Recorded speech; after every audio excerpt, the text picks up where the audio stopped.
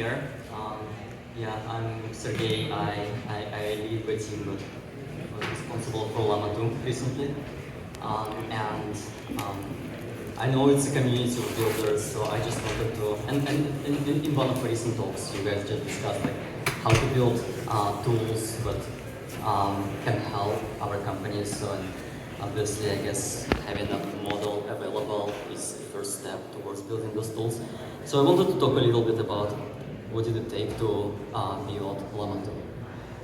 But before I go there, just to step back where we started. So in the end of February this year, we released LLaMA, the original model, and it kind of blew up. People started building on top of it. I guess the whole community was waiting for a high-quality large language model to be available. People started building on top of it. There were so many use cases, like on this picture. So this is from the paper. The paper was published in April, but I think the picture was updated in June. And we list some of the use cases that were built on top of original LLaMA. And there was a funny footnote for this picture. They were basically saying, hey, there are too many use cases, we cannot put all of them on a picture. But it's amazing to see how many things people were building on the original LLaMA, even though the original LLaMA was released with research-only license. So yeah, those pictures were taken not very far from here. There was a meetup, and some people brought real llamas there, and other people were like demanding, hey, please, free llama weights. So I think it was kind of funny. So yeah, we knew that the original LLaMA was research-only license, and we decided to fix it. So a little bit more than a month ago, we released LLaMA 2. And it's not just an extension of original LLaMA, it's actually a brand new model. So yeah, so we trained it all the way from scratch.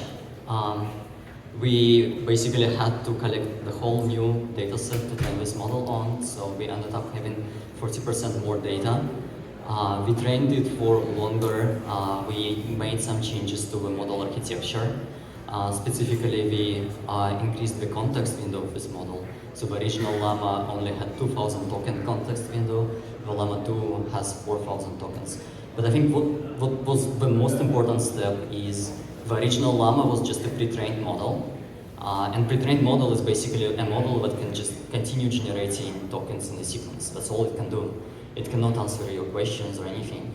And with LLaMA 2, we actually released a fine-tuned model, meaning the model that can also you can have conversations with that model. So that's what we did. And yeah, so I wanted to go over and discuss what did it take to build this type of a model. So here we are. This figure kind of illustrates all the steps that are required to train a chat LLaMA model. And the first step in this process is so-called pre-training.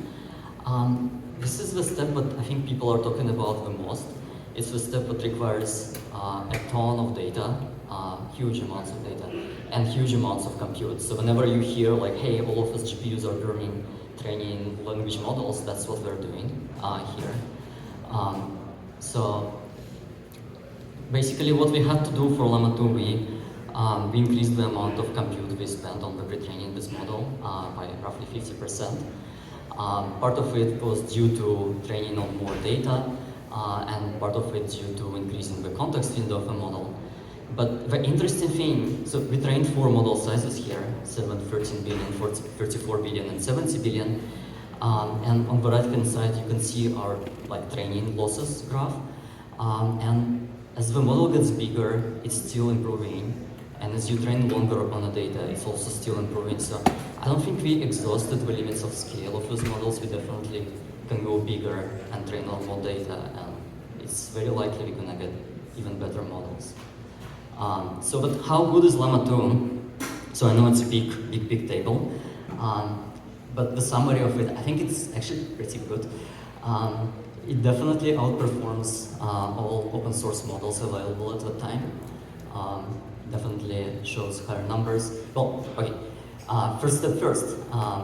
How do we measure performance of those pre-trained models? Because you cannot chat with it, right?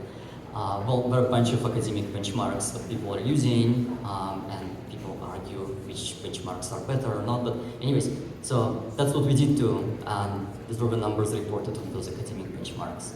So we are better than any other open source model available to the time of release. If you compare it to some closed source models, well, yes, it's a little bit behind. It's behind GPT-4 or Palm 2, but mostly because GPT-4 and Palm 2 are so much bigger and trained on so much more data. But the gap is shrinking. It's getting much closer. So once you pre-train your model, you have a pre-trained version. Now, again, as I mentioned, it's not super useful. All it can do is just continue generating the sequence that you put into the model. To make it useful, you need to fine-tune it. And what do we do here in this stage? Well, we get a lot of samples like this, and so that's a prompt and response pair. We feed it into a model and tell it, hey, if you see this prompt, please give us this response. We found that it's important to have really high quality and high diversity of those samples to get high quality model. And I think you can immediately spot what's the challenge here. So the samples have to be annotated by humans. And I don't know how many people in this audience can write a poem about the periodic table. I definitely cannot.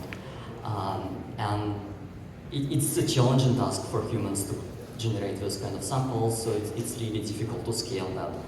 But anyway, we did quite a lot of those to get the first version of our model. And to solve the challenge of scale, the next solution is to apply LLaMA. Now, what is LLaMA? So here what you do, you train another model that can tell you which prompt response pair is good and which is bad. And turns out it's easier to do. It's easier to tell which one is good, which one is bad, than to write the whole thing. You know? When you have a model that can tell which one is good and which one is bad, you can do a couple of things. The first thing you can do is what we call rejection sampling. What you do in this case, you take your chat version of model, you make it generate a lot of different responses to your prompt, and you use your reward model to pick the best. Once you have your prompt and the best response, you can retrain your chat model on that data. So that approach scales really well and it's really fast. The other approach that we use is it's coming from standard reinforcement learning techniques. It's called PPO or proximal policy optimization technique. In this case, you just use your reward model to compute a loss over your original chat model and just backpropagate through it. So I like to think about rejection sampling as kind of horizontal scaling, where you can cover a broad area, and PPO is kind of deep scaling, where you can go and really kind of narrow down the performance of the model in some specific area. Now, so let's say you trained your reward model once and you improved your chat model this way. The obvious next step is to put this whole thing in a loop. So you train your model, you improve your chat model, now you can use this model to generate more samples and ask humans to annotate those samples, then train a new reward model on that, and then use it to improve your chat model again, and you can continue doing this thing in a loop. And that's what we did. And we found that performance of our model continues to improve as you do through this iterative process.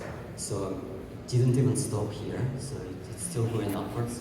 On those charts, we actually show performance across two dimensions, helpfulness and, well, safety. I call it safety. What we found in our exploration is that helpfulness and safety are often at odds with each other. Like if you make model more helpful, it might be willing to help you with things that are not necessarily safe. And the opposite, if you make your model super safe, it may refuse to help you with very legitimate asks.